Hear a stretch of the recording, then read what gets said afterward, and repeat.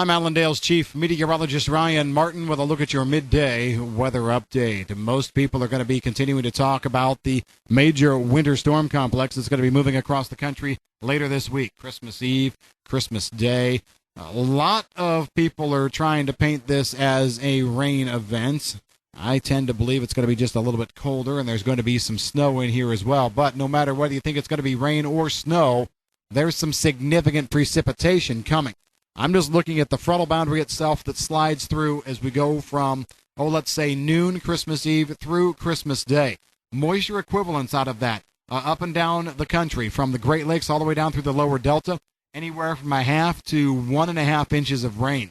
Looks very, very impressive at this point in time. Moisture is easily going to draw in off the Gulf, and so we're going to be seeing some moisture there. And this doesn't even count what's happening right now. The first low, or a precursor low, is actually working its way into parts of Iowa and Missouri right now. We're seeing a nice little swath of moisture kind of rotating around that.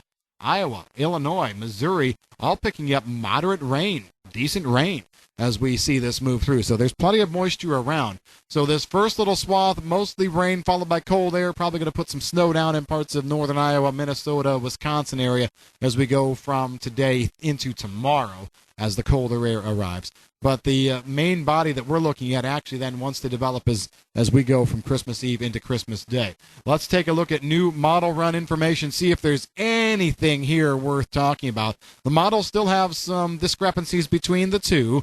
The European, generally speaking, is a little bit slower, a little bit deeper with the cold air, and has the low pressure track a little bit farther east.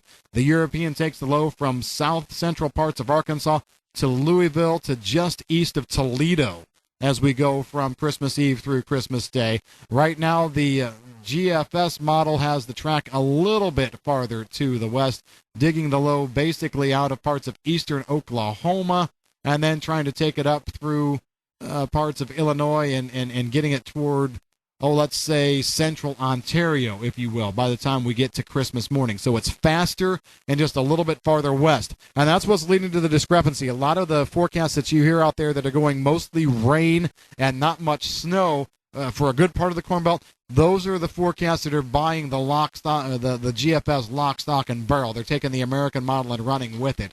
That probably isn't quite right. I'll be the first one to admit that maybe the European is too cold, too slow, and therefore too snowy. All right, so let's just not get on the other bandwagon all the way. But I think that going with an all-rain event is probably not quite the way to go. Let's put it this way. If folks are looking for travel, which I know this is an agricultural forecast, but with Christmas coming up, everybody's interested in travel. If you're looking at travel, you ought to probably be concerned about or be prepared for maybe some delays due to snow. And then if it does happen to just be all rain, great, fantastic. Turn the wipers on and there you go. But this is the start of a pattern. I mean, let's kind of zoom out and look at this agriculturally now. This is the start of a pattern that's going to be much, much different than what folks have been used to over the past few days. Over the past few days, couple weeks, we've actually seen some normal temperatures, and even there for a while, well above normal temperatures. That's gone. Yeah, temperatures behind this front that come in are going to drop dramatically. We've had highs in the mid-30s in eastern parts of North Dakota, the Red River Valley up there, through the weekend, and they're going to stay in the 30s through today, probably tomorrow. Come Christmas, 14. Come Friday, single digits, 8. Okay, so there's a massive drop in temperature. That cold air is part of a Canadian high that's slowly sagging in. And to me, this doesn't look like the kind of high that just comes in, la-di-da, here we are a few days, and off we go to the east. No, this is a pattern change. We're seeing the cold air slowly sag in, take control.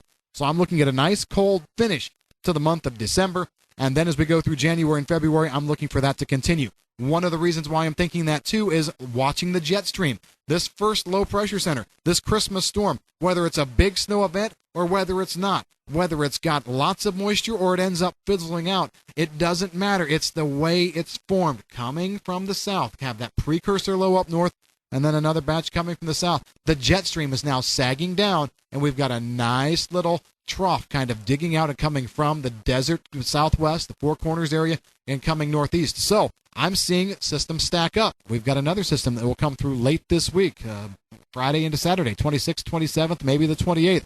following roughly the same track. Got another one then that comes in for the 29th through the 31st, following roughly the same track. And so I think we're seeing this very active forecast pattern start to come in here. This will be important for things like wheat, where if the cold air is going to be in, boy, it'd be nice if we had some snow cover on some of that hard wheat out west. It's going to be important for cattle. All right, we've seen temperatures yo-yo quite a bit here recently. Yeah, cold air isn't the best. We'd like it to be mild longer term, but at least if it's going to be cold, you'd like it to get there and stay there. This pattern is edging more toward that, okay? But we're also seeing this pattern show some very active storms, so I'm looking for a lot of wind to be involved with each of these lows that move through over the next 10 days to 2 weeks. As we shift gears and then look at South America, we have a nice little dry window here till late this week, but good weather, good scattered showers and storms coming into Argentina late Friday into Saturday. Going to be seeing another system then as we go into next week, so there will be moisture around, probably on the order of at least 1 to 2 inches before all is said and done. Brazil doesn't look quite as wet. Timely precipitation at this point. Nothing over the top, but still good moisture around. Getting some conflicting reports out of parts of South America on what is happening and what is not. To me, it looks like it's still wetter than drier down there. And I actually saw some pictures of soybeans over the weekend from parts of Brazil looking absolutely fantastic. So moisture does not seem to be an issue. Watching temperatures very, very close here through the next 3 to 4 weeks because we're moving into some very key time frames for soybeans, especially in Brazil. Right now, we're seeing those temperatures, for the most part, normal to above, the cooler than normal temperatures back farther to the west a bit, Mato Grosso do Sul. There's no change there, and we're not really seeing anything else weather-wise that's spectacularly important or exciting right on through the rest of this week or next. Have a great rest of your day. If you've got any questions on the weather, give us a call at Allendale. I'm Chief Meteorologist Ryan Martin.